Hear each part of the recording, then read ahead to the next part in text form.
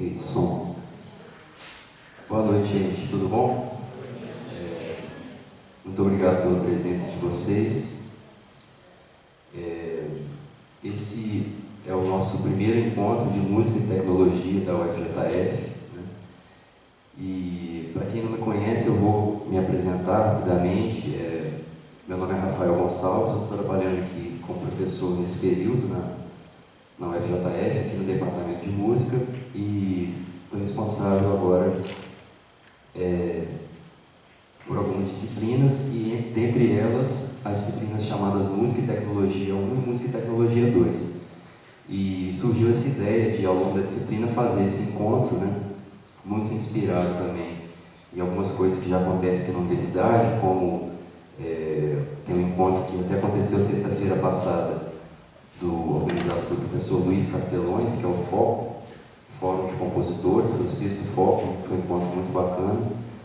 E, inspirado nessa iniciativa, a gente resolveu fazer esse encontro aqui também, que está vinculado a essas disciplinas que eu estou ministrando aqui, mas também a gente resolveu fazer aberto ao público, para todos os alunos da universidade, para divulgar esse encontro, essa troca de conhecimento, né? E eu anotei algumas coisas aqui só para não me esquecer e vou comentar com vocês. Então, hoje a gente tem um prazer muito grande de receber aqui o Nando Costa, que é bacharel em Engenharia de Áudio e Produção Musical pela Berklee College of Music, né, que é uma faculdade de música dos Estados Unidos, em Boston, que é uma faculdade muito conceituada, e ele já se formou lá e já tem alguma experiência de alguns anos trabalhando aqui no Brasil com essa parte de produção musical, mixagem, masterização. Tem uma carreira muito ativa, né? Algumas pessoas já devem conhecer o trabalho dele. E hoje ele vai dar essa palestra para a gente, que tem esse tema: as novas tecnologias e a carreira musical no século XXI. E vai falar de vários tópicos, e deve falar mais ou menos por volta de 1 hora. E depois a gente vai ter um espaço aqui para uma roda de conversa. Quem quiser perguntar, tirar dúvidas, perguntar sobre a experiência dele e coisas em geral relacionadas à música e tecnologia, a gente vai ter esse espaço também, só para vocês terem ideia de como é que é o planejamento aqui do nosso evento. Queria falar um pouquinho mais da carreira do Nando, só para vocês terem ideia também do que vocês podem perguntar depois e dúvidas que podem surgir. O Nando, eu tenho uma relação pessoal com ele já de muitos anos, né?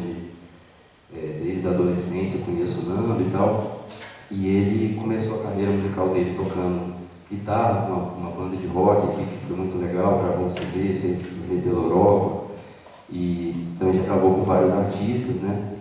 E depois ele foi para os Estados Unidos, fez essa faculdade de música, voltou e tem feito alguns trabalhos com artistas assim, conhecidos nacionalmente e internacionalmente, né? Alguns artistas com os quais ele trabalhou recentemente são, por exemplo, o Milton Nascimento, né, que ele gravou alguma coisa lá no estúdio do Emerson Nogueira, que é um estúdio em São João del Rei. Gravou também, fez uma produção junto com o Stanley Jordan, né? E ele sempre comenta comigo que foram coisas muito bacanas e tal. E ele pode comentar com vocês também um pouco dessa experiência. Quem tiver interesse e curiosidade para saber detalhes depois, é uma coisa muito bacana. Então, é isso, gente. Esse evento é uma oportunidade para a gente aproximar essa disciplina que acontece na faculdade, com todos os alunos e com a comunidade externa também, e para divulgar também o curso de música, porque muita gente, às vezes, até alunos da universidade ou de fora da universidade, não conhece os cursos de música que acontecem aqui, né? De bacharelado, de licenciatura, de várias modalidades.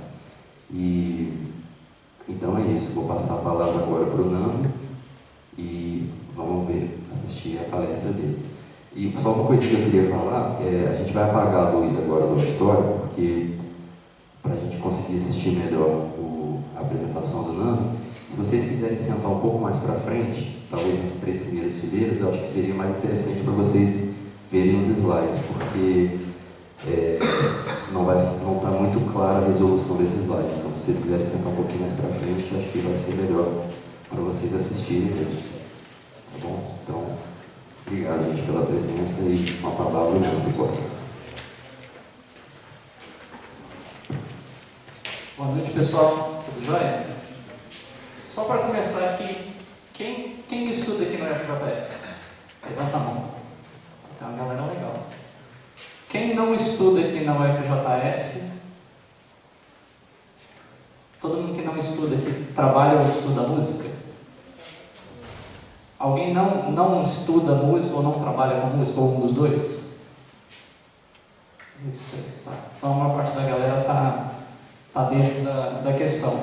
E é interessante, de repente eu vou falar um pouco em pé, um pouco sentado aqui, até para ilustrar para vocês algumas coisas aqui.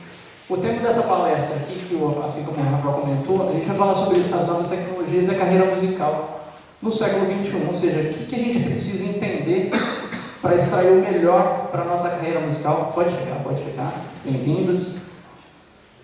Igual ele começou explicando, né, que eu já trabalho há alguns anos como produtor musical, engenheiro de áudio também, e é interessante ressaltar que eu vim como guitarrista, tive banda, fiz turnê na Europa e várias coisas e tal, mas a minha vida de estudos, na verdade, começou aqui no FJF. Eu estudei Ciência da Computação, me graduei aqui em 2003, aqui no ICE, e aí que começou um pouco dessa minha relação, dessa ligação do que é tecnologia e como que isso integrou na minha vida musical, né? Na verdade, na época que eu estava aqui, eu estava muito envolvido assim, com computação e tal. Inclusive, depois que eu formei, eu cheguei a dar aulas aqui para a galera que conhece aqui as matérias de exatas. Eu dei aula de computação, de cálculo numérico, várias coisas e tal. E nessa mesma época eu fiquei muito envolvido com bandas, né? Eu estava dividido entre vir fazer prova de cálculo e estar ensaiando para fazer show, assim. Sempre foi muito integrado. Depois eu me formei aqui no FJF, fiquei um tempo ainda, dei aula aqui e tal, e depois eu falei assim, agora eu quero dedicar para a minha vida musical. E aí eu tive vários anos seguidos, assim, de dedicação intensa à música, de ensaio com bandas, de produção, da parte de arranjo e tudo mais. Até que em 2007 eu tinha uma banda aqui em Juiz de Fora, para muita gente que me conhece há bastante tempo, até me conhece mais como guitarrista do que como produtor. Eu tive a oportunidade de fazer uma turnê belíssima na Europa com uma banda que eu tinha aqui chamada Tessera. E aí depois desse período eu decidi tentar dar uma consolidada na minha carreira. E aí eu tive a oportunidade de ir para os Estados Unidos, né, em 2008, e aí eu resolvi, tomei essa decisão de almejar voos maiores, né. E aí eu fui para Berklee College of Music. Para quem estuda música ou conhece, sabe que é uma das universidades de música mais conceituadas no mundo hoje em dia. Eu tive o prazer de me graduar lá, eu formei em 2012, em produção musical e engenharia de áudio. E é interessante falar isso por quê? Porque durante todos esses anos eu tinha um background artístico e um background tecnológico. E de repente, quando eu vou para os Estados Unidos, eu fundo as duas coisas. E isso foi o divisor de águas na minha vida, né? Eu acho que foi a grande diferença. E por que eu estou contando isso aqui? Porque é exatamente a temática que a gente vai abordar aqui hoje, né? Quando a gente fala de música e as novas tecnologias, você é músico, você estuda música e tal. Será que se você simplesmente dominar a vida musical, será que é suficiente para a gente ter essa visão no mundo de hoje, né? E é isso que eu venho argumentar com vocês aqui e dar um pouquinho do parecer das coisas que eu tive, né, na minha vivência, explicar coisas que eu vivencio no dia a dia por trabalhar com os dois mundos ao mesmo tempo, que é a parte de tecnologia e a parte de música, tá? Então, meio que isso que eu expliquei para vocês. Meu background é esse duo, né? Hoje em dia eu falo que é muito importante que todo músico tenha esse duo, né? De você ter o conhecimento tecnológico aliado ao conhecimento artístico musical, tá? Aí eu falei algumas coisas das investidas e das aventuras desse duo, né? Várias coisas que me proporcionaram entender das duas coisas. Eu posso citar aqui dois eventos que foram muito importantes na minha vida nos últimos anos. Um deles, ainda em 2003, logo depois que eu me graduei aqui na Federal, eu tive uma oportunidade muito legal. Para quem... eu sou guitarrista por natureza, né? É o instrumento que eu aprendi primeiro e tal, depois eu fui tocar violão, aprendi um pouquinho de cada coisa. Em 2003 eu tive a oportunidade de participar de um concurso, não sei se foi 2003, 2002, 2003, alguma coisa assim, um concurso da revista Guitar Player. Para quem conhece essa área, sabe que é a revista mais conceituada do mundo no meio guitarrístico, assim, guitarra e violão. E eu tive a oportunidade de participar de um concurso, na época era um concurso online, que você tinha que fazer uma gravação, você gravava um solo de guitarra e aí você mandava a inscrição pela internet e tal. Só que você para para pensar, isso a gente está falando de 2002, 2003. Né? Muita gente que está aqui ou era muito novo ou, sei lá, às vezes não sabia nem mexer no computador e tal, enfim.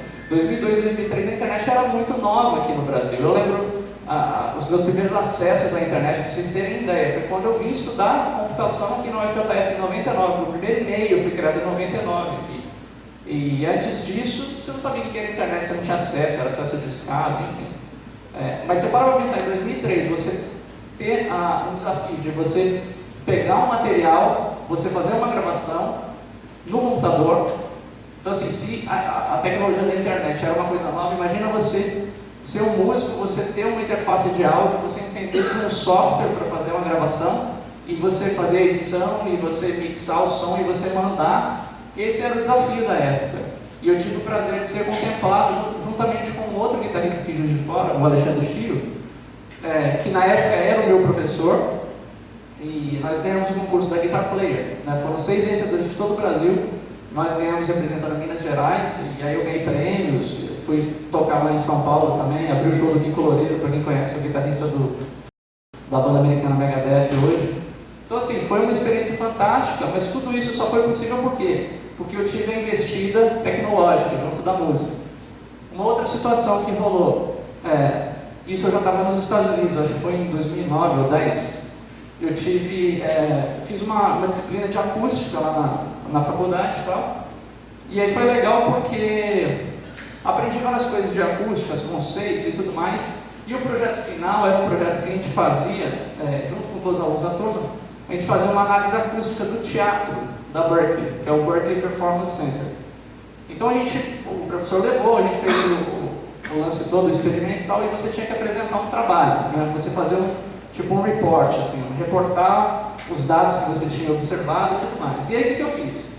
Eu peguei aquele negócio ali e tal, legal pra caramba. Eu poderia simplesmente pegar os dados, escrever e tal, mas eu não fiz isso. O que eu fiz? Eu tinha conhecimento de diagramação, mexia no CorelDRAW, essas coisas. O que eu fiz? Eu fiz o layout do teatro. Mostrei os cálculos, calculei o volume da área, calculei a reverberação, não sei o que lá, não sei o que lá. Então era um plus que eu coloquei ali, não precisava disso. Só que o que acontece? Eu mandei o trabalho, beleza, passei na disciplina, 3 meses depois, estou lá no meu trabalho, eu trabalhava na faculdade e tudo mais, de repente eu recebo um e-mail dizendo que eu tinha um pacote para receber no posto, no centro do correio lá. Aí eu, cara, eu não comprei nada, né? O que é esse negócio? Aí fui lá ver e tal, achei um pacote enorme, assim. Aí eu fui olhar, fui abrir e falei, cara, eu não estou entendendo nada. Aí abri e comecei a ver que tinha uns livros de acústica. Aí tirei 1, 2, 3, 4 livros de acústica. Aí de repente abri e tinha uma caixa. Aí abri a caixa e tinha uma medalha. Eu falei, ué, o que é isso aqui? Aí tinha uma carta explicando. Você foi contemplado no concurso da Sociedade Acústica Americana por participar do concurso tal, e ainda ganhei um cheque de $300. Eu falei, caramba, como é que surgiu isso? Aí que eu descobri que o meu professor de acústica gostou tanto do projeto, que ele pegou meu projeto e mandou escondido. Ele fez o submission escondido e eu ganhei. Mas por que isso aconteceu? Também é a mesma coisa, porque eu tinha conhecimento tecnológico e eu simplesmente, vou fazer. É aquele papo, tudo que você faz na vida, se você faz porque você gosta e você faz além, você pode ter certeza que você vai ter alguma coisa ali. Eu nem imaginava isso. Então assim, esses 2 fatos mostraram o quê? A importância de você ser muito conectado com a tecnologia. Então a gente fala muito desse negócio da música, mas a tecnologia é muito importante a gente dominar. Tá? Beleza. Aí o papel do músico moderno, né? É o que eu estou comentando. A gente saber música, a gente estudar, igual a galera que estuda aqui na Federal, você saber toda a parte de composição, você escrever, você fazer prática de conjunto, você estudar regência, enfim, você estudar tudo relativo à música, isso é um pedaço da nossa vida, né? Assim como eu estudei muitos anos arranjo, harmonia, regência, tudo isso eu estudei também. Só que é importante hoje em dia que a gente tenha essa dualidade, né, de entender a parte tecnológica. Aí eu coloco aqui um exemplo que é bem interessante a gente pensar, né? A especialização versus o entendimento da música como parte de algo maior. Se a gente coloca alguns dos grandes nomes da história da humanidade, você coloca Galileu Galilei. Ele era físico, matemático, astrônomo e filósofo. Você pega o Newton. Ele era astrônomo, alquimista, filósofo, teólogo e cientista. Você pega o Michelangelo, que era um artista. Ele era escultor, pintor, arquiteto e poeta. Então, se você parar para ver, ao longo da história, a gente tem diversos exemplos de pessoas que são bem-sucedidas na área que fazem, que elas não fazem simplesmente uma única coisa. E eu acho que isso é interessante a gente derivar para a área musical, porque hoje em dia a gente está vivendo numa era onde você só saber um instrumento, ou só saber tocar, ou só pensar na performance é apenas um lado da moeda. E eu quero discutir com vocês aqui, apresentar ideias que são muito interessantes, porque muita gente me pergunta isso no dia a dia.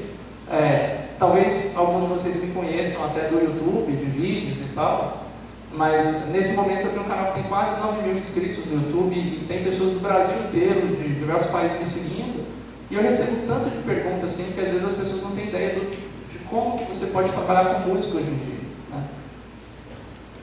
Beleza.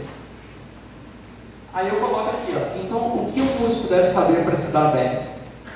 Bom, primeira parte tecnológica mais básica, que é internet, você saber montar um site, você saber montar um portfólio, que apesar de ser uma coisa óbvia, é legal a gente colocar, porque eu vivo isso todos os dias. Então, a minha experiência dentro da área de computação me trouxe uma série de vários pluses, assim, que são o meu diferencial hoje, né? Por exemplo, o Rafael comentou a questão de eu ter feito projetos. Eu gravei o Milton Nascimento no começo do ano no DVD do Emerson Nogueira, que é um grande cantor, e a gente gravou a participação do Milton. Depois eu tive a oportunidade de gravar um disco com o Stanley Jordan, e o fato que eu fui escolhido para tomar a frente do projeto do Stanley Jordan, bom, a primeira coisa é ter a fluência em inglês para desembolar. A segunda coisa é o conhecimento tecnológico. E a terceira questão foi entender de música, porque eu tinha que conversar com ele diretamente sobre música. Então eu estou gravando ele no meio do take, volta, no acorde tal, você volta, eu quero gravar só as 2 primeiras notas. Não, agora você vai na sessão tal, no acorde tal, que eu quero repetir isso. Então assim, se você não tiver tudo muito ligado, você pode perder oportunidades incríveis, né? E assim, por experiência própria, eu tive várias coisas muito legais na minha vida por conta disso. Depois a gente segue conhecimento de YouTube, plataformas digitais. Para quem é músico só ou é artista, como que você posta sua música na internet? Qual que é a métrica que você usa? Como que você faz um thumbnail? Qual que é as melhores tags que você faz para as pessoas chegarem no seu vídeo como músico e tudo mais? Isso para quem é artista. Para quem é músico e presta serviço de música, no meu caso, eu sou produtor musical. Então isso aqui é a chave do meu trabalho. Hoje em dia eu recebo trabalhos de todos os lugares do Brasil, de vários países do mundo, porque o meu trabalho está na internet. Tem o meu portfólio, tem as pessoas assistindo os meus vídeos. Então, você integrando é a chave de hoje. Não adiantaria ser um produtor musical, ter o mesmo conhecimento, ter o mesmo estúdio e eu não ser visto por ninguém, né? A mesma coisa, lidar com redes sociais e divulgação. Aí eu cito algumas coisas que são legais, talvez alguns de vocês conheçam, talvez outras pessoas não. Ferramentas de produção / estudo, tem algumas coisas interessantes. Sites e aplicativos para treino auditivo. Para quem está estudando a parte teórica de música, percepção musical, é legal ter um Apple software chamado Earmaster. Durante muitos anos eu treinei com ele. Você treina a percepção de escalas, de acorde, leitura rítmica, esse tipo de coisa. É o Earmaster, que é bem legal. Para a galera que trabalha com áudio, tem várias ferramentas também. Apps e softwares. SoundTeam é um site bem legal para você fazer treino auditivo, treinos de frequência, para você reconhecer frequências e tudo mais. sons comprimidos, não comprimidos, efeito, não efeito, que é bem legal. Tem o Isotope Essentials também. Ou seja, a tecnologia está à nossa disposição para a gente estudar também, né? Então a gente entendendo isso é bem interessante, tá? Depois a gente tem aqui, ó, ferramentas, entre aspas, de finalização. O que é isso? Para todo mundo que... Aí agora já entra uma coisa mais ampla. Se você é um músico, você produz seu próprio trabalho, você compõe uma música, você faz um arranjo, só que você não tem desenvoltura ainda. Para ter um áudio legal, para finalizar e tal, você tem ferramentas, ali eu cito o Lender e o eMaster, que são ferramentas, entre aspas, de masterização online, tá? Eles fazem um acabamento da sua música de forma automática, utilizando algoritmos de inteligência artificial, que são bem legais, assim.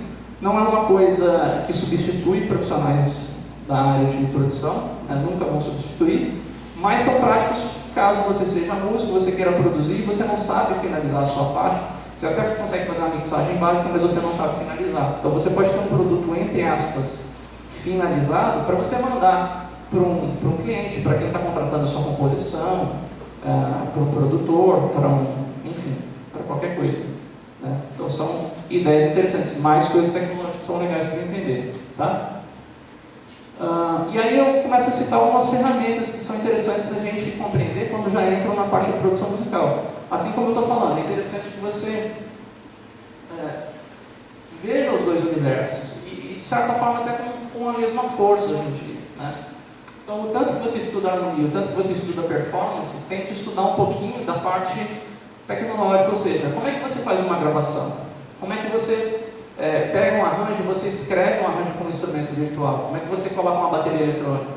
Como é que você escreve um piano virtual, um sintetizador? Isso hoje em dia é bem a base, assim, tanto é que no estudo, no curso que eu fiz na Berkeley, isso aí você entra, todo mundo é obrigatório no primeiro semestre, assim, que é justamente esse ponto que o Rafael está colocando aqui, né, nas disciplinas de música e tecnologia. Então, é esse link da gente sair do universo só musical, só, vamos dizer assim, analógico, e entrar no mundo virtual também um pouquinho, né? Então a gente tem que entender como funciona e o que é um DAW, né, que é o Digital Audio Workstation, que é um software que você vai usar para fazer as suas gravações. Você vai gravar o material em várias pistas e você vai mixar, né?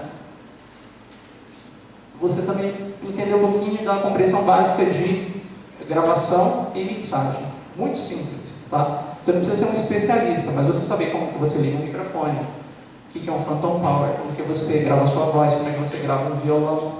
Hoje em dia tem tanta gente produzindo o cara tem um microfone em casa e faz muita coisa com instrumento virtual, você consegue fazer músicas, trilhas. Eu vou dar vários exemplos aqui, inclusive.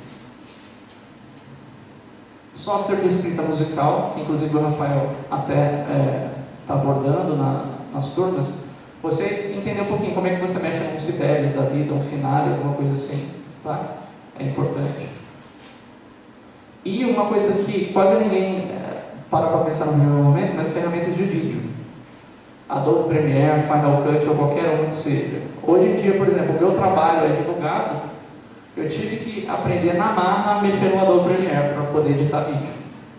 Porque fazer vídeo para o YouTube e tal, e dá trabalho pra caramba. Então, assim, se você é artista, você produzir um releasezinho, um videozinho da sua banda simples, qualquer coisa que seja, é importante, né? Beleza, novas oportunidades de trabalho. Então, isso aqui, com tudo isso aqui dito, eu posso abrir uma série de ideias aqui, tanto para a galera da área popular, quanto para a galera da área erudita. Isso aqui é independente, tá? Olha só que legal. Produções, gravações e colaborações à distância. Isso é sensacional. Hoje em dia, vocês não têm nem ideia do tanto de gente que tem trabalhado à distância. Tipo, você é um baterista que você tem uns microfones, você sabe gravar. Cara, você pode estar gravando faixas para o mundo inteiro, né? Tem vários sites legais. Tem o Sound Better, esse site é bem legal. É um site de integração, como se fosse não uma rede social, mas é um site onde, se você é um músico, você pode oferecer serviços. Ou se você é um artista, você pode contratar serviço, você pode contratar um engenheiro de mixagem, um engenheiro de masterização.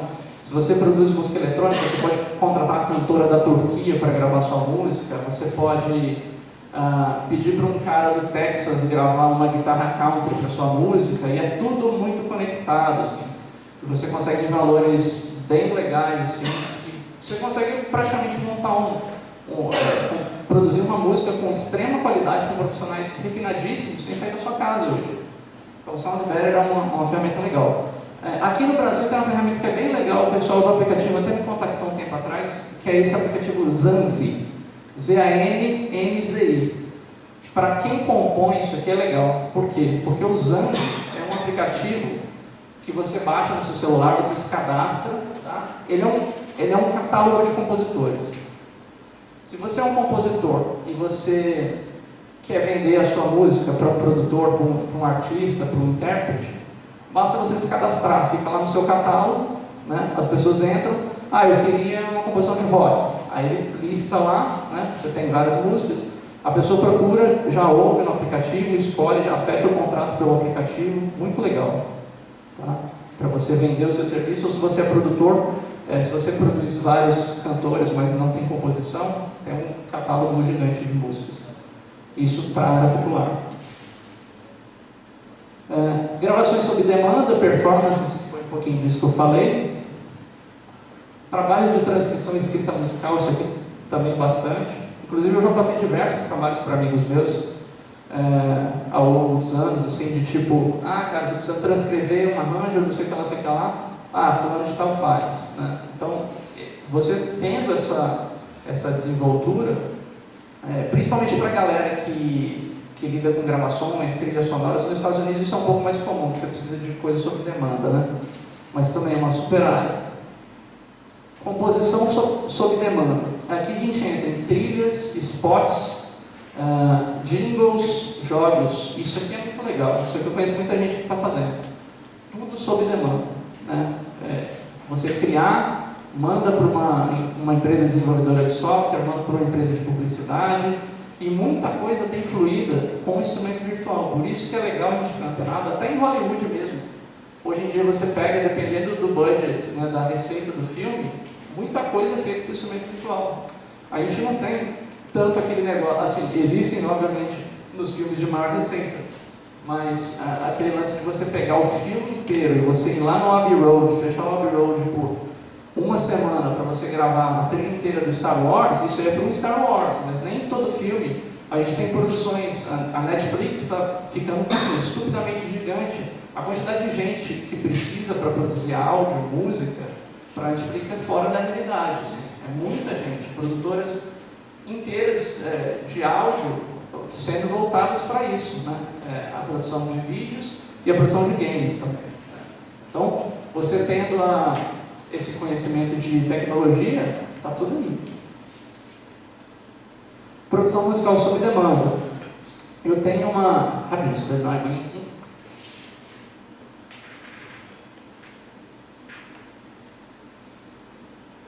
Recentemente, eu tive Na verdade, eu estou no processo de um projeto muito legal, que é com uma produtora de uma igreja dos Estados Unidos, de Nova York. Né? E aí, o que eu faço? Eu faço produção musical sob demanda. Eles mandam o texto bíblico deles, eu faço a adaptação, faço a produção musical, às vezes contrato o cantor, faço a gravação, faço a transcrição da melodia que foi escrita, né? Às vezes faço a composição do zero, tenho um time fazendo a composição, com instrumentos virtuais, às vezes coisas gravadas, tudo aí, a produção musical sob demanda. Então você tem muitas formas de lidar com isso, né? E aí entra na questão, o que é produção musical? Essa definição acho que é bem legal. Produto final, né, o que você ouve, menos a composição, é a produção musical. Então a produção musical é a diferença, né? A produção musical é tudo que você coloca ali para transformar, ou aprimorar, ou embelezar a composição, né? Aí equipamentos que a gente precisa ter. Eu estou falando um monte de coisa aqui, aí você pode imaginar assim, cara, eu preciso ter um monte de coisa para fazer isso. Não, simples. você precisa de um laptop, tá? Ou um computador desktop, quer que seja. Falando do laptop porque você pode ter uma coisa assim, você pode estar produzindo aqui, ó. Uma interface de áudio, que é isso aqui, é a sua comunicação entre o que está no computador e o som, o mundo externo, né? Monitores de referência, que são essas caixas.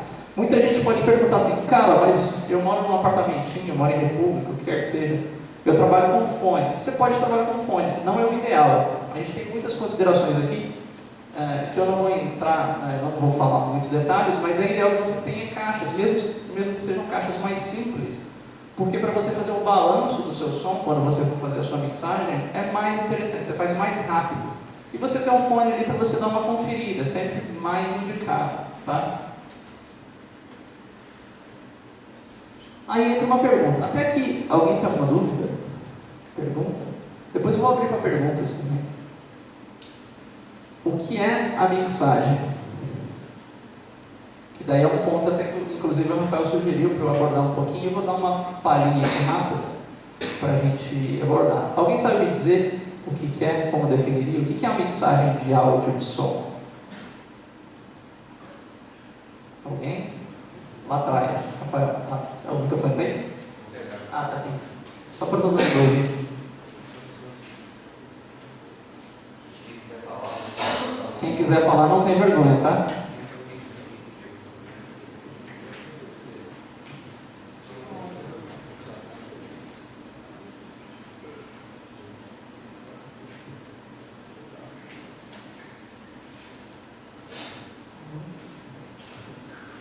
Bom, mixagem para mim é colocar efeitos de reverb, delay, tirar o grave,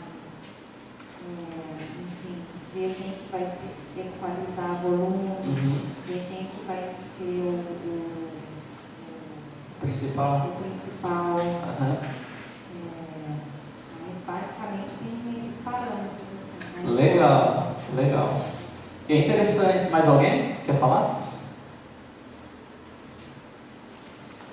Grande Henrique. Falando de uma maneira mais prática, acredito que a mixagem é o momento que você pega todos os elementos e juntam eles para eles ficarem coesos numa mesma ideia musical. Legal, também. Tudo que vocês falaram faz sentido. É interessante falar um pouquinho disso, porque hoje em dia, às vezes você imagina a ideia de uma mixagem e fica uma coisa muito no ar, assim, o que é. A mixar é simplesmente organizar, é só isso, né? Porque às vezes a gente imagina que, sei lá, você faz uma gravação com a sua banda, ou faz uma produção e tal, você acha que a mixagem chegou um mago, assim, né? Um pozinho mágico e joga em cima do som, assim, sai uma coisa do outro mundo, né? Só que não, a mixagem é simplesmente organização. Se você não tem o conteúdo, a mixagem não faz nada, assim, ela vai deixar bonitinho o seu conteúdo. Mas se a música não é boa, se o arranjo não é bom, se a performance não é boa, a mixagem não faz nada quanto a isso. Então a mixagem é organizar. Se a gente voltar lá atrás, no começo final do século XIX, começo do século XX, final do século XIX mais especificamente, como é que era a gravação do áudio? A gravação do áudio era feita antes da era dos microfones e tudo mais, a gente utilizava o fonógrafo, que era um aparelho tipo um gramofone, né, que tinha uma cornetinha assim, fazia a captação do áudio ali e gravava o som através da vibração acústica que era transmitida para um cilindro fonográfico, era um cilindro de cera, né? O que acontece? Nessa época, a mixagem era o quê? Era você posicionar um negócio. Vamos supor que a gente está nessa sala, a gente vai gravar uma orquestra, né? A orquestra está toda aí. Se você quer mais cordas, você aproximava o negócio das cordas. Se você quer mais violinos, mais metais e tal, sopros, madeiras e tal, você vai para esse lado. Então, a mixagem tem muito a ver, nessa época, onde você colocava a sua captação. Depois a gente começou a ter gravações em microfones, né, mas com um canal apenas, em gravadores de fita magnética. Mesma coisa, você vai gravar uma bateria, você tem que achar o melhor ponto onde a bateria é balanceada, né, e assim por diante. Depois, com o advento de mais canais nos gravadores de tape e tal, você pode gravar 4 canais, 8 e assim por diante, e depois os computadores, né, aí infinito, né, só depende do computador. Então o que acontece? A gente acha que pelo fato de poder gravar muita coisa, que a gente vai ter acesso a muitas partes, a gente tem acesso. A gente nunca pode esquecer que a gente está ouvindo todo. Então, mixar é organizar o todo para você ouvir. É uma única coisa, né? Isso aqui é importante, tá?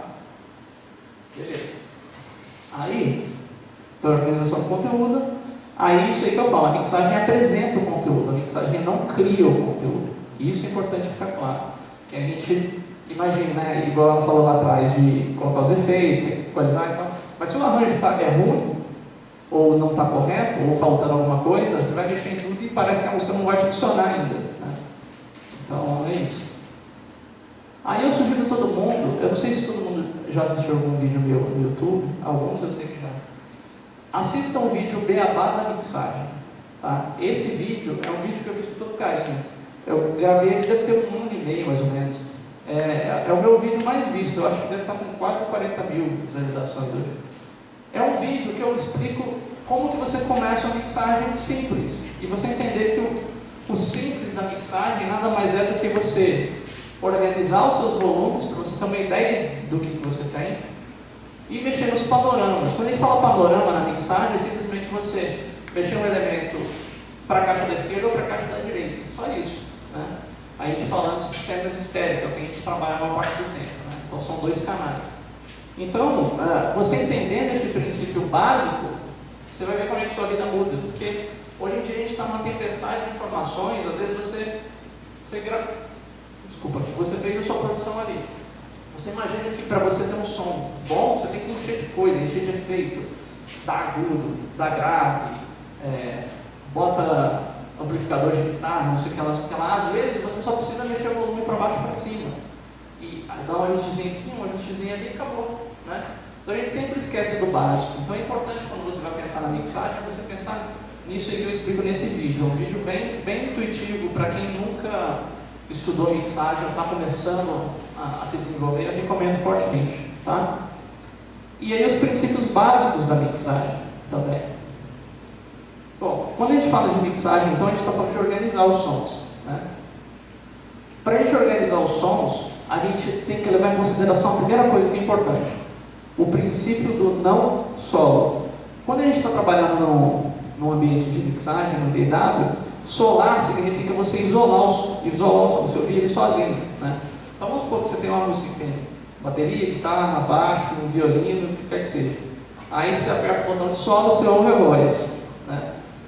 O grande problema é que todo mundo que começa a mixar de uma forma intuitiva faz desse jeito. Então você quer ouvir o som do violão, aí você ouve o violão. Aí o que você vai fazer? O violão precisa de mais agudo, ou precisa de mais grave, ou precisa de mais isso, ou precisa tirar isso. Aí você faz tudo que você quer, precisa de efeito, você quer lá. Na hora que você desaperta o botão de solar e você ouve dentro da música, o problema é que talvez aquilo não encaixe na música. Por quê? Porque quando você isola, o seu ouvido vê aquilo como o universo todo. E quando a gente fala de áudio e música, você tem um espectro, né? É a mesma coisa que você vai fazer um arranjo, que você tem um tamborim, um pandeiro, não sei o que lá, e não tem ninguém de harmonia. O seu som fica todo percussivo. Então você tem que ter um som de harmonia para o seu arranjo ficar coeso. A mixagem é a mesma coisa. Então se você tiver muito elemento, se você botar grave em tudo, a sua música vai ficar abafada. Se você botar agudo em tudo, a sua música vai ficar estridente, né? Então você entender isso é muito importante. Você pensar nos elementos sem isolar. Então você ouve no contexto. Se a sua música tem muito elemento grave, por exemplo, você vai falar: cara, minha música está grave, então eu tenho que tirar grave de alguns elementos. Se a sua música é vazia, talvez não precisa tirar tanto grave assim, porque não tem muita gente competindo. Então essa filosofia é muito importante, tá?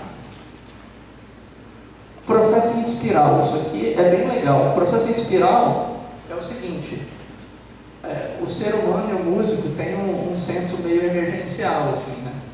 Que você quer ouvir um som, aí você já quer ouvir pronto e resolvido. Então você começou a ouvir a mixagem e fala assim: cara, o som da voz está ruim. Aí você vai no som da voz, você quer ouvir o som da voz igual a voz da Whitney Houston, assim, na gravação, né? E o que acontece é que você não dá tempo ao tempo, né? O processo de mixagem eu associo muito com o processo de pintura, né? Como é que funciona a pintura? Será que quando lá o Leonardo da Vinci estava fazendo a Mona Lisa, será que ele começou pintando o quadro pintando o detalhe da casa, do telhado da casinha que está lá atrás, na estradinha que está atrás da Mona Lisa, ou ele pegou tipo um lápis, esboçou o contorno dela, o tamanho dela, viu onde ia ser a paisagem, onde ia ter o riozinho e tal. Ele esboçou primeiro. A mixagem é a mesma coisa, você precisa esboçar primeiro, né? Se você não esboçar, você não tem como saber como que vão ser os detalhes. Então isso é importante também. Então o processo é espiral, você vai mexer numa coisa, depois você vai mexer no outro, no outro. Depois que você mexer em todo mundo, você vai sentir necessidade de novo de voltar na primeira que você mexeu. Aí você vai mexer em outro, vai mexer em outro. Aí depois de outra, aí, ó, isso aqui está chamando a atenção de novo. E você não precisa ficar afobado, né? Então esse processo em espiral é a chave para você ter sucesso quando fizer a organização do seu som aí na mixagem, tá? A outra coisa, e aí eu vou dar um exemplo prático aqui para todo mundo ver também. O princípio do não, isso aqui é o mais legal. O que é o princípio do não? Quando você ouve algum som ou faz algum arranjo e tal, você sempre pensa nas coisas que você quer, né? Eu queria um arranjo desse jeito, eu queria um som desse jeito. Por que a gente não pensa o inverso? O que eu não quero? De repente, quando você pensa no que eu não quero, às vezes você resolve a sua situação de uma forma tão mais rápida. Porque quando você tira o que você não quer, o que tem ali, mesmo que você não pensou em ter, pelo menos está ali neutro. Vão sobrar coisas que você nem pensou e coisas que você quer, né? Agora, se você só pensa em coisas que você quer, e eu vou mostrar aqui, às vezes você vai, eu quero grave nisso, eu quero agudo nisso, não sei o que lá, eu quero efeito nisso. E aí na hora que você ouve no final, você fala, cara, mas está tudo muito bagunçado. Por quê? Porque você não pensou nas coisas, uma coisa está atrapalhando a outra. E a mixagem funciona muito em cima disso, assim, né? Quando você pensa dentro da produção musical da mixagem, é sempre entender a ligação das coisas. Então, se você partir do não, é sempre mais vantajoso, a gente vai ver aqui. E é o último detalhe aqui, ó, iniciação à audição relativa. Isso aqui é um tópico que eu abordo nos cursos, a gente nem vai abordar com tanto detalhe aqui, mas linka com tudo isso que eu estou falando aqui. O que é? É de você ouvir as coisas em comparação, né? Quando você está ouvindo uma música, qualquer ela que seja, quando você fala assim, o som da voz está alto. Por que o som da voz está alto? Ele está alto porque você está ouvindo a voz e está ouvindo um contexto, você está ouvindo um fundo musical junto. Então, se a voz está alta, é porque é um dos dois. Ela está mais alta que a base, né, os instrumentos, ou os instrumentos talvez não estejam chegando nela. Isso é audição relativa. Porque às vezes você compara essa música com outra música, quando você passa de uma para outra, você vai ver, cara, o volume da voz está mais ou menos igual de uma para outra.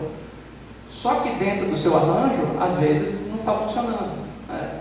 Então é sempre você fazer a comparação relativa. O quão alto é o volume de uma voz, o quão baixo é o volume do violino, o quão alto é o volume do violão, o quão brilhante é o violão, tudo isso é relativo, né? Então é importante você ficar ligado que cada arranjo pede uma coisa. Se você pega um arranjo de um samba, por exemplo, a música por si só é muito brilhante, porque você tem muita percussão. Agora, se você pega uma música acústica, você não tem tanto brilho. Você vai ter o brilho do violão, talvez, ou da voz, né? Se você pega uma gravação de uma orquestra, a característica é que o som é muito médio. Por quê? Tudo é composto de cordas, de metais, madeiras e tal, é muito médio. Você tem os graves, mas os graves são os violinos, eles acabam balanceando, mas a textura do som é muito média, é muito médio. Então, você tendo essa visão, você começa a fazer comparações relativas de acordo com a música que você está lidando, né? Que você está trabalhando. Até aí deu para entender um pouquinho do panorama? Então, é sempre importante, porque a mixagem de uma forma intuitiva, até quando eu comecei a querer estudar áudio e tal, eu ia nesse negócio assim, o que eu quero? Eu quero o som mais bonito do mundo na voz, o som mais bonito do mundo do violão e tal, e eu esquecia da relação entre as coisas.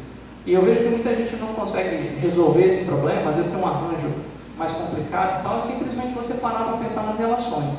E aí eu vou mostrar um exemplo aqui para vocês, até para instigar muitas pessoas, talvez se não tiverem nunca mexido com isso, às vezes pode achar um pouco confuso, mas eu vou tentar fazer um pouco bem didático, assim, para mostrar como que a gente começaria uma mixagem, dar uma dica básica para a galera aí que está estudando e fazendo os primeiros trabalhos, tá? O software que eu vou mostrar aqui é o Pro Tools, mas esse trabalho você pode fazer em qualquer software Inclusive, tem vários que tem que a licença dele é bem barata para você adquirir e tal.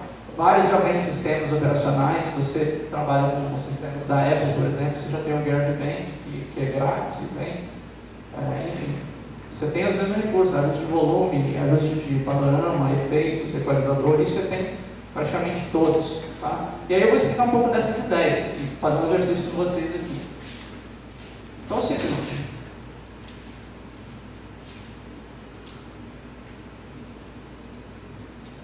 Eu tenho aqui, deixa eu só...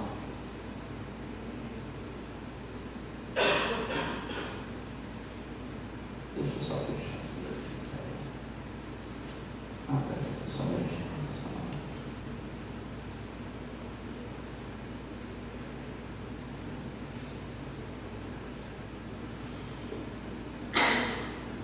Vamos ver se vai rolar.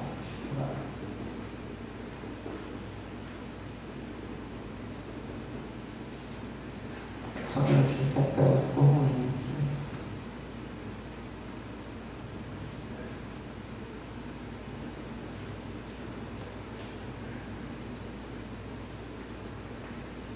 Isso vai. A tela está um pouquinho embaçada, mas eu acho que vai dar para vocês entenderem, porque não vai precisar mostrar tantos detalhes. Bom, mas só para vocês sentirem aqui, esse aqui é o Pro Tools, para quem nunca mexeu.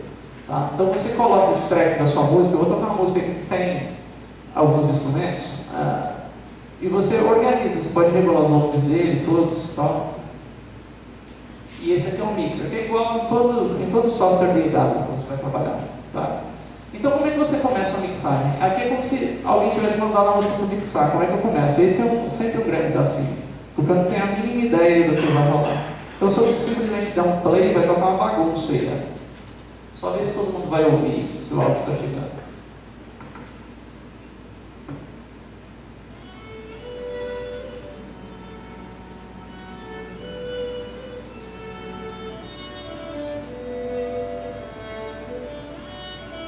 Todo mundo está ouvindo aí? Dá para chegar? Começa mais forte só.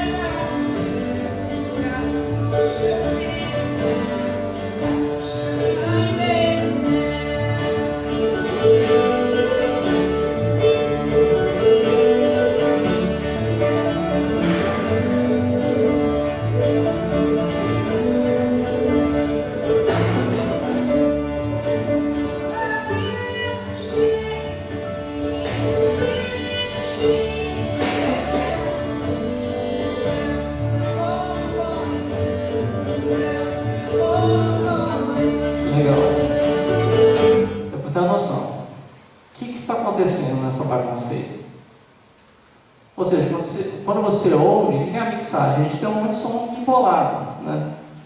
O que está acontecendo? Então, o que está acontecendo é o que você deve fazer na mixagem, é algo sempre muito musical. A mixagem é algo que é muito mais musical do que técnico, quando você pensa, né? Então, por exemplo, o que vocês ouviram nisso que a gente tocou? O que caracteriza? O que você ouve? O que você não ouve? Ideias aí? Alguém quer falar? O violino e a voz muito embolada, então se... Muito embolado, você não consegue perceber.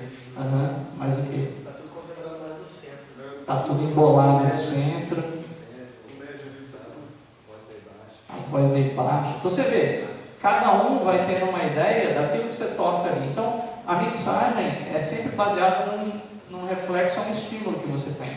Então, esse monte de coisa que a galera falou, a música está meio embolada, o violino está meio embolado com a voz está baixa.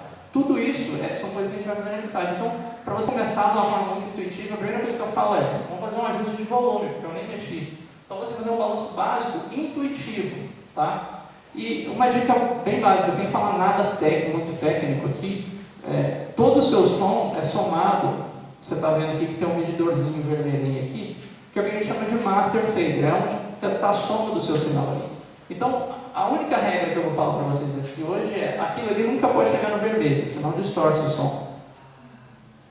Nunca chegue no vermelho. Então, se você toca a música e ele está piscando, abaixa todo mundo e aí você continua o trabalho. Tá? Existem várias metodologias que eu desenvolvo nos meus cursos para a gente entender realmente os níveis certos e tal, para você entender a parte técnica. Mas eu gosto de estimular muito a galera a usar o conhecimento musical, o feeling musical para fazer a mixagem consistente, porque a gente consegue. E como a gente está numa comunidade de músicos aqui, nada melhor do que você usar o seu instinto musical para resolver. Tá? Então eu vou fazer um ajuste básico, volume e panorama, que é jogar coisas um para um lado para o outro, que é o princípio básico do vídeo que eu falei, do beabá da mixagem. Então eu recomendo a galera assistir. Tá? Eu vou mexer aqui para todo mundo ver. Tá?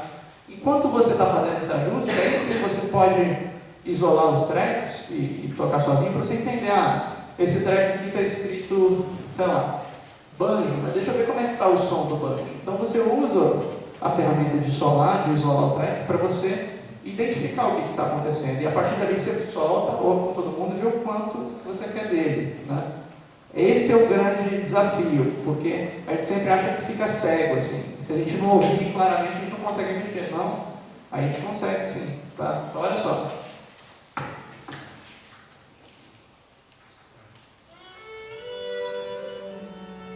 Eu vou colocar aqui já na hora que entra todo mundo. Vou colocar aqui.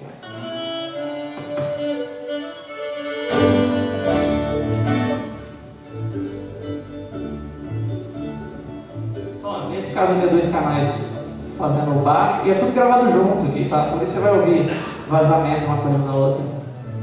Então você está ouvindo a voz aqui também, mas é na captação do baixo acústico.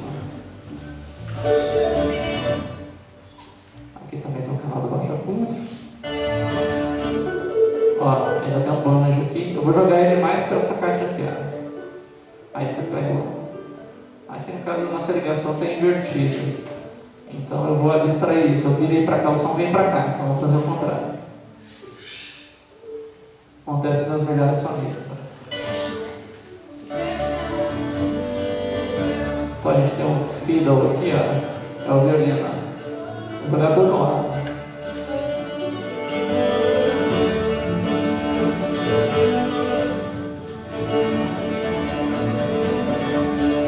A gente tem 2 microfones do violão aqui, eu vou usar um deles só.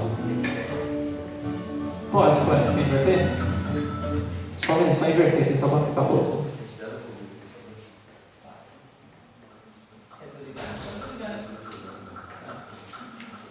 Só inverter as caixas.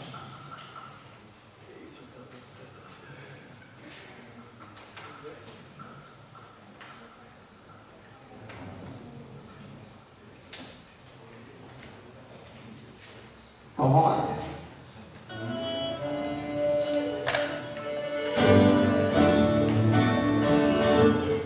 Então tá, nosso banjo, eu queria jogar depois esse lado aqui dele.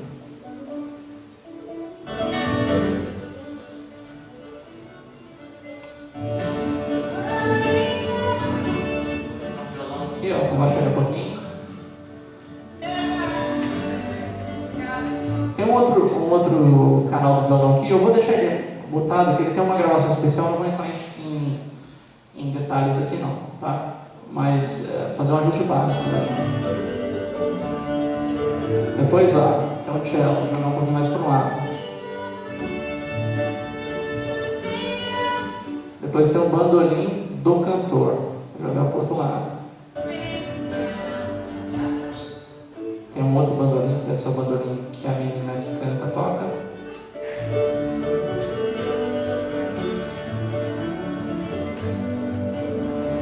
Depois eu tenho 2 sons aqui, que são sons da sala, porque foi gravado junto, né? Você pega uma ambiência da sala, tá?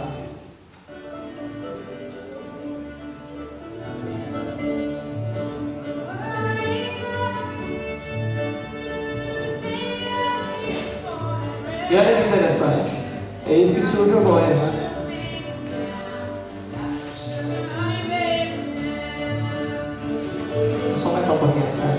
frase.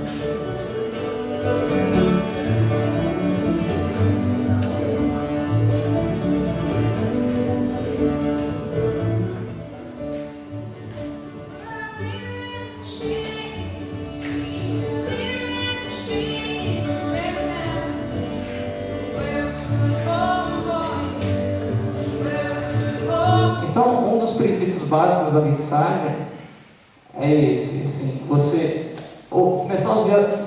vai solar para você identificar as coisas, depois você larga e no contexto você toma as decisões, né? Isso é um violino, mas no contexto eu sei que vai ficar alto, você já baixa. E aí você vai se mexendo nessa pegada. E você vê o seguinte, que a gente abaixou várias coisas e o que não estava audível apareceu. Então é o que? O princípio do não. O que eu não quero? Eu não quero o baixo alto. O que eu não quero? Eu não quero o bandolim tá alto. Eu não quero ele alto. Na hora que você libera, o que sobra? O que você quer. Você queria ouvir a voz. Às vezes, se eu tentasse só subir a voz ali, ela não quer chegar. Por quê? Porque o resto ainda estava muito tumultuado, estava muito embolado. Estava tudo no meio. Eu joguei um violão para um lado, um bandolim para o outro. Vocês estão entendendo? Então, isso aí são os princípios básicos da mixagem, você resolve rapidamente qualquer situação.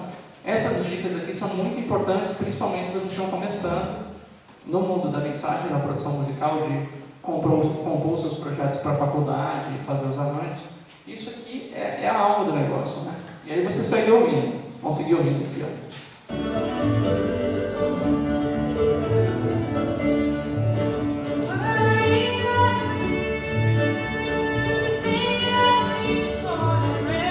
E agora, o que chama a atenção?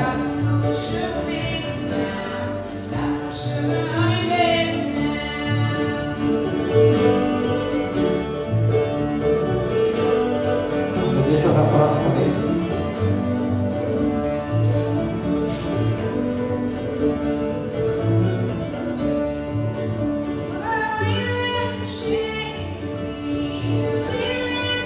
Alguém consegue identificar? Ficamos voluntários. Então, vamos lá. Depois eu vou tocar para ver se todo mundo percebe. Pode falar. Acho que é um violino meio grave. Violino meio grave, mas o quê? A região média aguda ele tá muito alto assim, então. Muito incomodativo, né? Tá, pode falar. Muita oscilação na voz. Oscilação na voz, de volume, né? Mais alguém? Tem um cara cantando com ela que tá bem baixo. Está bem baixo, o cara cantando com ela. Então você vê que cada um vai ter uma percepção. Às vezes você não pescou isso tudo, presta bastante tempo. Presta atenção na voz dela. Presta atenção na voz dela.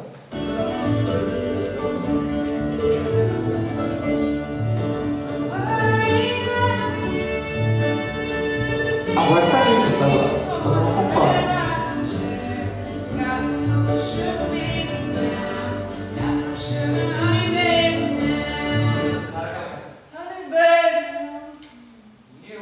Ela está cantando fraquinho e grita.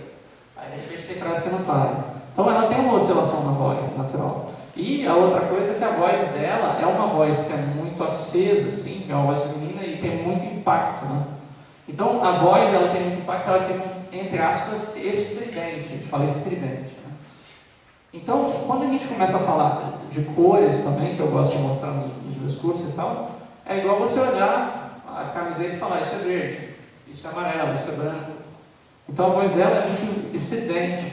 Em termos de cores, eu diria que é muito amarela para mim. Muito clara, é muito viva. Então talvez ter menos isso. E talvez controlar melhor, porque tem frases que ficam muito altas, frases que ficam muito baixas.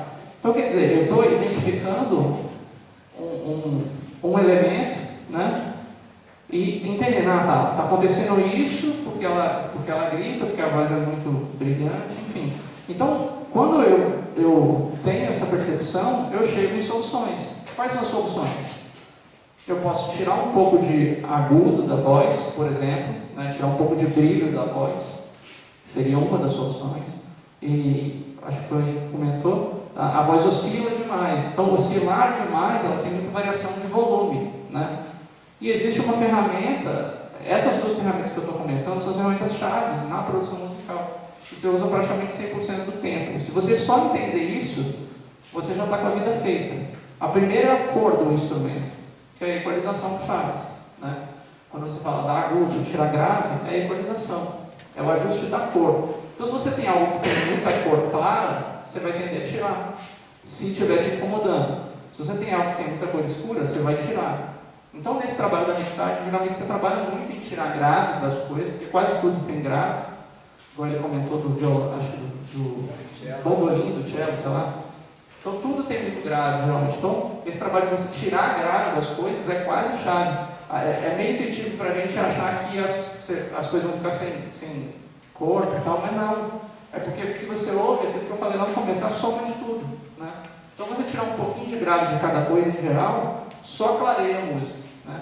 E a outra ferramenta, que é a ferramenta de controle de dinâmica, que é o famoso compressor. Tá?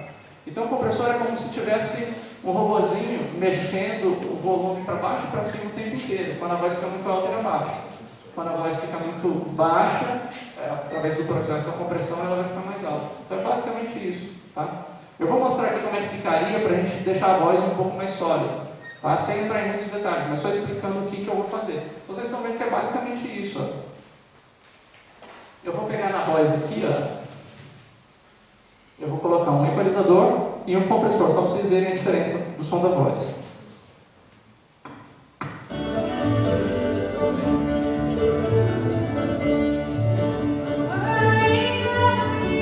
A primeira coisa, vou tirar um pouco de agudo dela.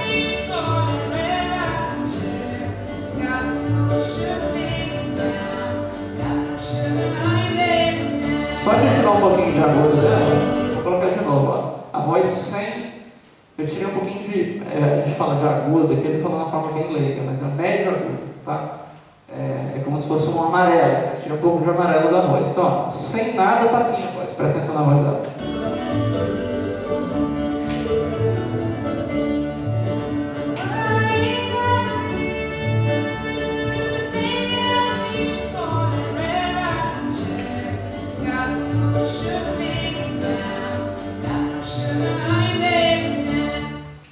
A voz dela é muito aberta, né? Na hora que você liga aqui, olha como é que é macia.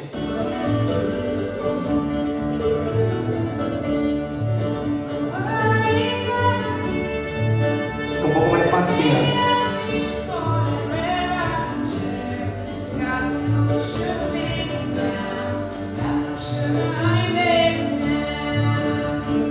Ela fica um pouco mais confortável, ela não salta tanto. E se eu colocar um compressor, que é o ajuste de volume, olha só como é que fica. A gente coloca a voz um pouco mais definida, sem ela oscilar demais.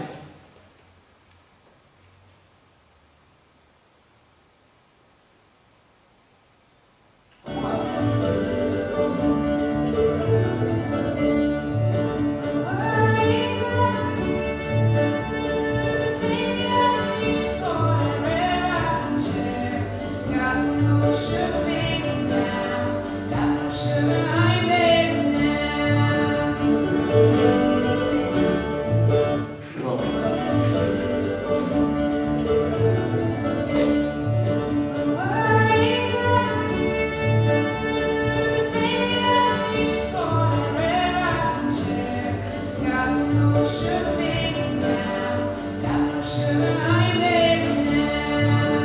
Então, só a diferença básica.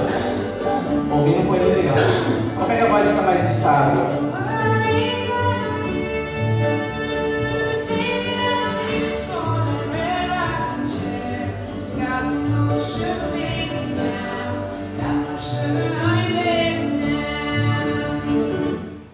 Deu para perceber? É sutil a diferença, mas para o nosso feeling musical é muito mais claro. E fica muito mais claro quando você está ouvindo todo mundo junto. Se você isolasse a voz e tentasse fazer isso, ia ficar 1 hora fazendo. E não ia chegar no resultado. Então, o grande lance que eu quero deixar para vocês aqui é essa filosofia. Aí segue a mesma coisa. Por exemplo, o banjo ou o violão, sei lá, tem grave. Você vai lá, tira um pouquinho de grave e ouve na música. Ouve a reação. Aí o baixo está um pouco grave, beleza. O banjo tem médio demais. Tira um pouquinho e vê como é que reage na música. Às vezes você não tem que fazer nada, porque às vezes a música precisa daquela sujeira, entre aspas. E aí o seu processo vai girando, a mixagem é bem simples. Aí chega uma hora, está tudo no lugar, mas a voz podia ter um efeito. Aí você vai e coloca um reverb, né? é um efeito para você dar uma sensação de sala e tal. Então, a moral da história que eu quero deixar para vocês aqui é: mixagem é um processo que é muito importante para a gente entender, a gente como músico e fazendo as produções musicais, né? E é tudo muito mais intuitivo. Obviamente você tem que entender as ferramentas, depois você estuda a parte técnica toda e tal, mas as soluções são muito musicais, sempre. Inclusive porque, se você está fazendo essa música para alguém e tal, você vai mandar para a pessoa ouvir. Aí a pessoa, ouve, vê se você gostou. A resposta da pessoa sempre vai ser: cara, acho que a voz está alta. Ou, cara, acho que o violão precisa ter mais efeito. Sempre a resposta é musical. Então você tem que lidar com isso tudo também de forma musical. Você consegue conversar dessa maneira. Então a filosofia básica é essa: tentar trabalhar tudo sempre junto, tudo sempre de uma forma intuitiva, ajuste de volume e panorama, e depois você começa a filosofar essas questões. Tipo, tem algo muito grave, tira um pouquinho do grave daquilo e ouve em contexto, né? Tem algo oscilando muito, muito alto, muito baixo, pode comprimir um pouquinho e ouvir no contexto, e assim vai, né? Você vai pegando essa desenvoltura, e esses toques vocês vão mudar radicalmente a vida de vocês, porque inclusive quem toca instrumento começa a abordar o instrumento de uma maneira completamente diferente. Se você toca um violão, só do fato de você escolher uma palheta de plástico ou uma palheta de metal, ele altera o espectro do instrumento, ele altera o tanto de brilho que tem no instrumento, ele altera o ataque do instrumento, né? Então, são essas coisas. Eu queria deixar aberto aqui agora para vocês fazerem perguntas, se alguém tiver perguntas, dúvidas sobre qualquer situação de produção, de música. Eu tenho uma... Vai no microfone. Tá. O slide que você apresentou está no seu site? Não, esse slide aqui não está, mas eu posso disponibilizar. Faz foto. Com certeza, com o maior prazer. Se vocês quiserem, assim, porque seria ideal, eu posso mandar por e-mail para quem quiser. Quem quiser o slide, ou se quiser alguma outra informação também, ou sobre meus cursos para se especializar, qualquer coisa, pode me mandar um e-mail, tá? É só entrar no meu site, está aqui, ó. O meu site. Muito obrigado. nandocostamusic.com, lá tem contato, já chega no meu e-mail direto, ou o meu e-mail que é contact@nandocostamusic.com. O meu canal no YouTube, para quem não conhece, youtube.com/nandocostamusic. Para todo mundo que está começando aí nessa área de produção musical, eu tenho exatamente 200 vídeos gratuitos no meu canal. Eu acredito que a gente já tenha passado de 100 horas de conteúdo gratuito no canal. Então, assim, qualquer dúvida dessa parte aí, esse vídeo aí, Beabá da mixagem, esse eu recomendo altamente para todo mundo que for músico. Ponto. Você pode até nem mixar, nem nada, mas é importante para você entender as remas. Até se você for músico, você vai fazer uma performance ao vivo, cara, o som está ruim, o que está acontecendo? Não adianta você chegar para o técnico de som, cara, aumenta o meu violão. Às vezes aí o cara fala, eu não consigo aumentar o violão. Aí você acha que o cara tem uma vontade. Não, às vezes não tem como. Se ele aumentar o violão, vai começar a pitar, aí vai prejudicar a voz, prejudicar não sei o que lá. Então, você entender isso é muito legal, né? Mais alguma pergunta? Pode perguntar. Você tinha falado sobre composição sobre demanda e tal, esse lance de áudio e tal. Como é que funciona o lance de direito autoral, se eu devo registrar antes das composições de mandar para esse... Legal, ótima pergunta. Para aquele caso ali, tipo do app da Zanzi, é legal você ter registrado. Você lida com registro de música na Biblioteca Nacional, registro de composição, né? Aí você se assegura que não tem pepino.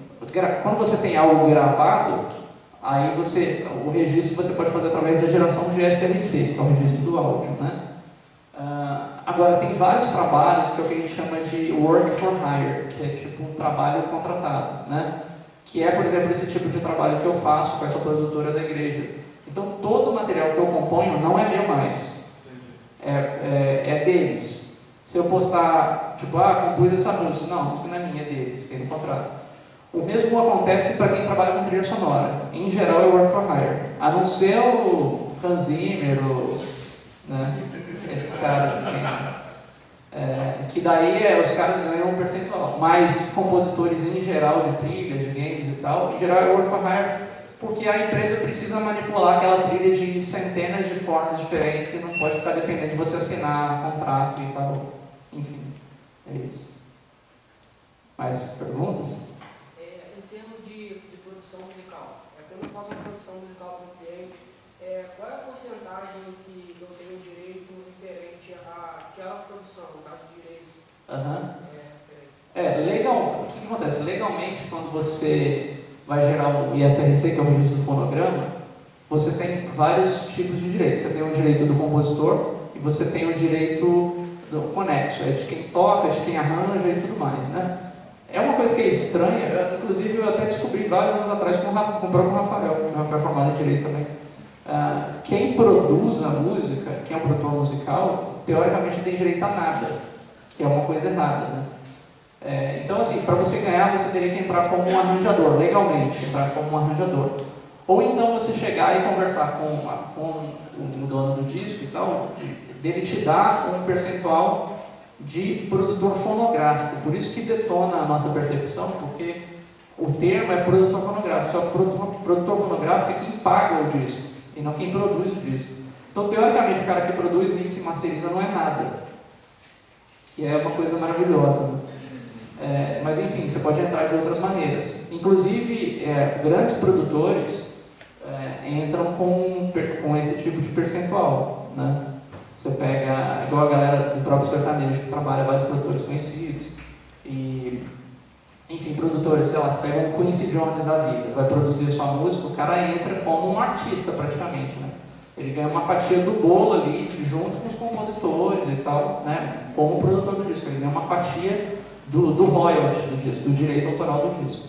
Como que é definida essa questão das porcentagens? Então, legalmente tem alguns valores. Quando você faz o registro lá, se você tiver um cadastro lá na Abramos ou na Socincro, na sociedade autoral, né? Quando você entra no software e começa a digitar os valores, ele te dá lá os percentuais de músico acompanhante, percentual de arranjador e tal, enfim. Né? Só que isso é variável também, porque você fala assim, cara, você trabalhou pra caramba no meu disco, eu vou te dar 30% em vez de ficar com 16%. É totalmente, você escreve isso lá no registro, entendeu? Não tem problema. Mais perguntas? Não, fiquem tímidos. A minha pergunta mais é sobre o processo de chegar pela... a prova foi feita em São Paulo, no Rio, né? Da Berkeley? Da audição. Legal. Sobre o processo de estudar lá, assim, então. Tá, vou descrever rapidamente. Quando eu tentei 2 vezes, na verdade, né? Quando eu fui para valer, que eu falei em 2008, eu fui direto para Boston, tá? Mas a maior parte do processo que é feito dos brasileiros, eles fazem uma audição em São Paulo, no Conservatório Souza Lima, ainda é lá.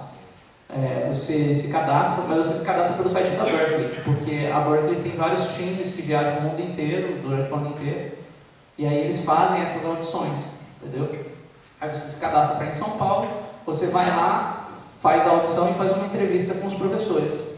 E aí lá você recebe a notificação se é aprovado ou não, e a notificação também se você recebe bolsa ou não, porque geralmente quando você faz no seu país de origem, você tem a tendência maior tem maior possibilidade de ganhar bolsa de estudo, que ajuda bastante, né? Então você entra no site da Berkeley, que é o berkeley.edu, e aí você entra lá na seção de admissions, que é para você fazer inscrição, e aí lá tem o calendário do ano inteiro em todos os lugares do mundo. E aí você cadastra lá em São Paulo e tal, paga a taxa que tem que fazer lá e tal, e aí você faz essa prova. Isso é a audição da Berkeley. É uma audição que na verdade é rápida, é uma audição de 15 minutos, onde você tem 3 pontos básicos, que é o número 1, você tocar... Eu não sei a prova aqui de habilidade específica como é que é, mas deve ser mais ou menos parecida. Você toca uma peça de sua escolha, né? Tem uma parte também de leitura de acordes, leitura rítmica ou leitura de melodia, que é bem simples também, não é nada do outro mundo. E uma parte de percepção musical, que às vezes o professor senta no piano, toca alguma coisa, pergunta que acorde tocou, que escala tocou, pede para você repetir o ritmo, alguma coisa assim. Que é bem simples, mas para ver a musicalidade. Só que disso aí você pode ganhar uma super bolsa de estudos. Entendeu? Então, é assim que funciona. Aí, depois disso, você vai para a faculdade e lá, na primeira semana, tem toda uma bateria de provas de nivelamento. Que, apesar de você ter entrado, você ainda tem que ser nivelado, né? Então, por exemplo, tem muita gente que é baterista e nunca teve estudo aprofundado de harmonia. O cara entra em harmonia 1, 2, 3, 4. Quando você já é, sei lá, um pianista, já estudou muito, você faz a prova, você faz o teste out, você entra na harmonia 3 ou 4. Entendeu? É mais ou menos isso. Mais ou menos eu falei, se precisa saber. Mais alguma coisa? Inclusive, lá no meu canal tem um vídeo que eu fiz completo sobre esse ingresso na Berklee, experiências do exterior e tudo sobre a vida que eu tive lá. Eu gravei com um amigo meu que inclusive formou lá, o Vitor Mota, o cantor e compositor, que eu produzi e estudei. Tem 2 vídeos completos no meu canal, falando tudo a respeito disso, vale a pena conferir. Acho que o curso de produção que de fora vai ter outros, hein? Sempre rola. Teve uma turma agora, mês passado. Para quem tiver interesse, sempre eu dou turmas aqui, tanto de produção musical quanto de mixagem e teoria de áudio. Então, tudo isso que eu falei aqui hoje é muito abordado no curso de mixagem e teoria de áudio. Você pode saber nada de áudio e fazer o curso e sair com outra visão, né? Essa turma, eu acredito que role talvez em janeiro ou começo de fevereiro aqui, né? Mas é bem completo, quem tiver interesse. Mais alguma pergunta? Voltando um pouco ao assunto do negócio de direito autoral. Sim. Hoje em dia a gente tem várias plataformas, né, que distribuem a sua música para streaming. Sim. E eles geram um registro. Até quando esse registro funciona? E a necessidade que se tem de ter o ISR depois de distribuir as músicas? Então, o que acontece? Eu não sei legalmente, assim, tem uma galera, o Rafael, ele é advogado, talvez ele até saiba, mas tem amigos meus que trabalham com direito de entretenimento, eles saberiam falar exatamente. Mas pelo que eu sei é o seguinte, quando você não... Porque muita gente não tem a mínima noção do que é sociedade autoral, como é que funciona e tal. Então, basicamente, assim, tem um órgão master, que é o RECAD, que arrecada o direito autoral e repassa para várias sociedades, né, abaixo dela, tipo só 5 programas e tal, e essas sociedades repassam para os compositores e músicos e tal, né? Para você ter esse repasse, essa arrecadação, você tem que ter um registro de SRC, né? Que é um registro tipo o RG da música, né? Se você não tem, e você vai botar sua música lá no Spotify e tal, a plataforma vai gerar para você. Então é meio que, tipo, eles precisam disso para gerar o cadastro lá. Mas se você não tem, é como se você, teoricamente, estivesse cedendo o seu direito para eles, né? Basicamente é isso. Inclusive deve ter isso escrito no contrato quando você dá o concordo lá, né? Tipo, tem um texto gigante, concorda. Então você concordou, já era.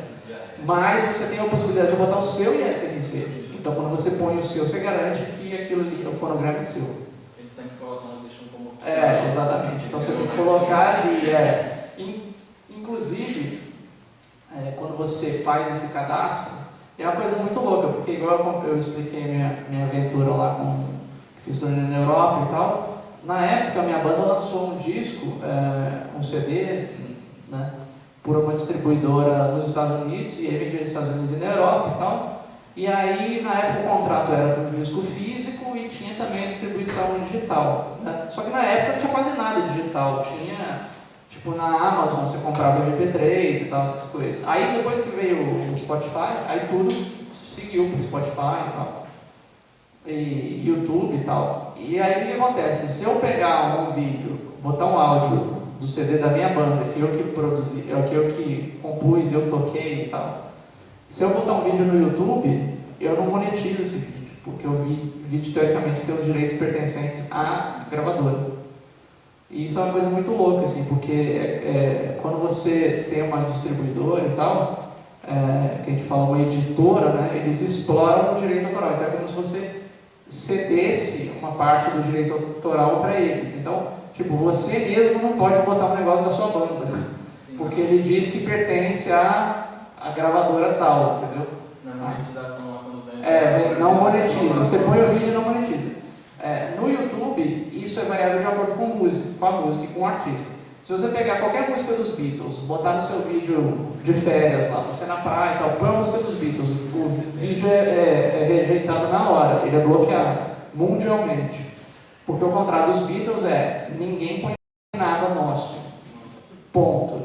Só que a grande maioria dos artistas não. O contrato das gravadoras com o YouTube é um pouco mais tranquilo. Ó. Você pode pôr, mas a gente monetiza. Entendeu? Que é o que acontece várias vezes. Uma vez eu fiz um vídeo falando sobre remasterização de vários discos e eu botei várias músicas. No meio uma dos Beatles. O vídeo bloqueou. Aí o que eu tinha que fazer? Tive que editar o vídeo. Na parte da música dos Beatles, eu clique no link aqui. Aí eu botei o vídeo. Porque aí tinha a música do The Police, do Ahá. Aí o contrato da gravadora do The Police, do Ahá, não bloqueava o vídeo. Mas o dos Beatles bloqueava. Entendeu? E, inclusive, isso é interessante. Muita gente que trabalha com música eletrônica e rap lida com sample, né? Então, sample é o pior inferno que tem. Só que tem uma forma de você burlar isso. Quer aprender como? Até pelo recente tem como. Duas coisas simples. Ou você dilata o tempo do sample, né? Você deixa ele mais lento ou mais rápido, ou altera a afinação, pitch para cima ou para baixo, acabou. É seu. Porque não detecta, vira seu. Né? Inclusive, muitos artistas criam músicas a partir de outros pedaços de músicas. Tem uns vídeos muito legais do produtor do Prodigy, que é muito legal. Ele vai pegando recorte, tipo música do Led Zeppelin, música da Madonna, não sei o que lá, e vai pega um trecho do baixo, um trecho da voz, o cara picota, joga efeito, não sei o que lá. Mas você vê, você nem lembra que é um negócio, entendeu? E aí monta, cola tudo e virou uma música nova. Né? E é dele, não tem direito autoral. Né? E é muito louco. A questão do direito autoral é bem interessante nesse contexto. E aí, mais alguma pergunta? Pode falar. Primeiro desabafo, eu tenho 50 vídeos de cover dos Beatles no meu canal, foram todos bloqueados. Exatamente, aí. Tá a prova viva. Desde 2011. Uhum. Criança, Mas foi bloqueado recentemente? Alguns foi naquela época que alguns foram sendo bloqueados em alguns países e outros. É, isso aí, porque o contrato foi mudando. Inclusive, para quem acompanha a música, né, o streaming das plataformas e tal, o catálogo dos Beatles não existia no Spotify até recentemente. Até, sei lá, acho que uns 4, 5 anos atrás, que eles fizeram todo, inclusive um trabalho de remasterização e tal. Não tinha Beatles, você digitava Beatles no Spotify, não tinha. Aí depois eles botaram o catálogo. Eu acho que nessa época entrou também toda uma questão de direito em cima, para realmente vetar qualquer outra coisa deles, tem que ser proveniente da editora deles e tal. Inclusive, acho que o álbum branco saiu no reprise, remaster. Como é que é? O álbum branco branco saiu no remaster reprise. Mas eu tenho uma outra pergunta ainda com relação Pode falar. a direitos. Eu li uma vez que eu acho que se você simplesmente, vamos supor, se você está produzindo alguém e você simplesmente não cobrou, você meio que já se torna produtor fonográfico, meio que você pagou para isso. Por exemplo... se você não cobrou pelo trabalho? Não, na verdade, assim, quer dizer, se você parar para pensar, faz sentido, mas legalmente não tem nada a ver. Por exemplo, eu tenho minha banda, eu gravei minha banda, eu produzi minha banda, eu não cobrei. Tá. Na hora que eu fui registrar, eu fui como produtor fonográfico. Tudo bem. Mas isso é certo? Não, aí no seu caso é porque você é da banda, né? Tipo, é mais que natural, você tipo, assumiu as funções e tipo, pode deixar que eu cuido daqui, você vai receber por direito conexo, entendeu? O produtor fonográfico entra como base lá 50% de direito conexo. Então, tudo que gerar ali, se você compôs a música também, você vai ter a sua fatia de composição e vai ter a sua fatia de direito conexo, né? São as duas coisas diferentes. Mas muitas vezes essa coisa do produtor fonográfico é negociável. Se o papel do produtor for um papel tipo de arranjar junto, tal, ou às vezes o cara fez um desconto, você pode inclusive cobrar. E isso varia o percentual, depende do tipo de produtor e do trabalho. Isso nunca entrou na minha cabeça, porque assim, tem muito pouco tempo eu comecei a entender o que era essa questão de ter direito sobre aquilo que você produziu. E nunca entrava na minha cabeça, tipo assim, poxa, se eu já cobrei do cara para gravar, para produzir, por que eu ainda tenho que receber depois de novo? Isso nunca tinha entrado. Não, mas porque tipo... É a criação, né? É a criação. Você cobra pelo serviço e depois aquilo virou uma obra, né? E você ganha. Assim como, sei lá, o cara faz um filme e tem os royalties do filme, vai ganhando. Aí o filme vira caneca, você ganha na caneca. O Star Wars, tipo, o filme pode parar de nunca mais fazer Star Wars, daqui a 300 anos a família do George Lucas vai estar ganhando ainda, entendeu? Porque é infinito o negócio, é produto, é variação do filme que vira DVD, o DVD que vira jogo, tudo isso entra royalty, né? Meio que isso aí. Na música é mais ou menos assim também. Tipo, rolava muito antigamente, pega lá nos anos 60, anos 70, teve a indústria aqui no Brasil, assim, tinha, mas nos Estados Unidos era muito popular, que era a indústria do songbooks, né? Então você pega, por exemplo, as músicas do Tom Jobim, que eram todas editadas por editoras americanas. Cara, a família do Tom Jobim ganhou muita grana, assim, porque virava songbook com a transcrição das músicas, entrava no real book, ganhava direito. Isso aí teve uma indústria assim, gigantesca nos anos 60, anos 70, anos 80, que era tudo baseado em livro educacional, songbook, tudo isso, é muita coisa que gera renda, né? E aí, com tudo isso que a gente falou aqui, que você trabalhar e tal, eu esqueci de até comentar, mas a parte de direito autoral na música, dependendo do que você faz, é uma coisa assim. Tem muitos compositores aí que o cara fez uma música, acertou, acabou, entendeu? Porque o direito continua rolando. E assim, só um fato interessante também, que eu já trabalhei em 3 trabalhos com o Emerson Nogueira. Para quem conhece o Emerson Nogueira, ficou muito conhecido no Brasil inteiro por fazer releituras de clássicos, né, do rock internacional e tal. E aí sempre tem essa questão do direito autoral, porque tudo que ele grava são de outros artistas e tem gravadoras embutidas e tal. E a gente teve um fato curioso no último disco que eu produzi com ele, que foi o Versão Acústica 5. Tem uma porrada de artista legal pra caramba. E aí a gente fez o disco, eu acho que tem 15 músicas, só que não sei se tem... Não, tem 15 músicas e a gente gravou 16. A 16ª era a música Comfortably Numb do Pink Floyd. E aí todas as licenças, a gravadora, que é a Sony Music, tem que entrar em contato com a editora da música, né, para pedir liberação e tal. E aí, no caso do disco do Emerson, foi na correria, tinha prazo para lançar, não sei o que lá, não sei o que lá. A gente não conseguiu a autorização, a assinatura do Roger Waters, que tinha o negócio da editora. E acabou que a música estava pronta, estava masterizada e não entrou no disco, porque não conseguia a liberação. Aí a gente fez um DVD agora nesse ano, que inclusive tem a participação do Milton. Aí a gente pegou aquele material para lançar, por causa de tempo, de liberação, de licença. Então é tudo baseado nisso. Se você não lança, se você não tem a liberação, você não consegue. Eu fiz inclusive vários outros trabalhos que a gente teve que pedir liberação. Produzi uma música uma vez de uma galera que de Juiz de Fora, da banda Coi, inclusive o Pablo até gravou. A gente gravou uma música Por Enquanto, que a música ficou famosa para Cássia Eller, mas a música é do Renato Russo. Então eles tiveram também que ir lá no escritório do Renato Russo pedir liberação e tal, para poder duplicar as cópias. E aí a liberação é baseada na quantidade de cópias que você faz, se é CD, se é DVD, enfim, se vai ter digital ou não, o valor varia. Mas você tem que ter a liberação, porque é direito autoral, senão aí é crime mesmo. Show? Pergunta? Hoje em dia, quem está começando na carreira de produção e tudo mais, quais são os melhores caminhos que você vê para quem está começando a entrar no mercado? Boa pergunta. Você toca, você é músico? Sim. Se você já é músico, já é o primeiro ponto. Segundo ponto, entender um pouco dessas tecnologias que eu falei, aprender a mexer um pouquinho, saber um pouco de técnicas de gravação, áudio, desenvoltura no DAW, né? Tipo Pro Tools ou qualquer outro, e desenvolver mixagem e masterização. Porque você tendo esse chão, e você sendo músico, você já tem o ferramental que você precisa. Né?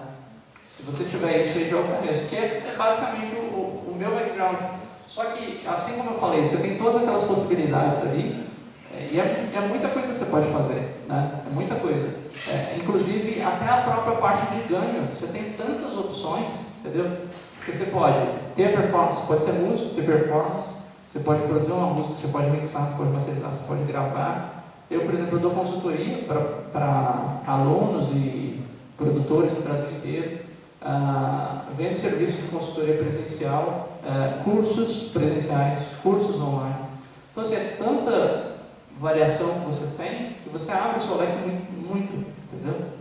E tudo é totalmente agregado com a parte musical, todos os quesitos. Então é isso, primeiro passo saber música. Você está com o instrumento? Que tá, então começou bem. Não, é porque às vezes tem muita gente que entra nessa área de produção musical e é baterista. Eu ia sugerir de estudar o instrumento harmônico. Eu acho que faz muita falta, porque não é parte da nossa cultura aqui no Brasil você começar tocando bateria e ter essa consciência de estudar harmonia. Isso é meio que obrigatório se você quiser se dar bem. Tanto é que no curso lá da Berklee, todo mundo tem que estudar harmonia. Se você é baterista não sabe o que é um dó maior, no primeiro semestre você vai aprender, você é obrigado a saber. Você é obrigado a fazer solfejo e ler, né? Então isso aí é importante. E aí depois essa parte toda técnica que eu comentei aqui. E daí você vai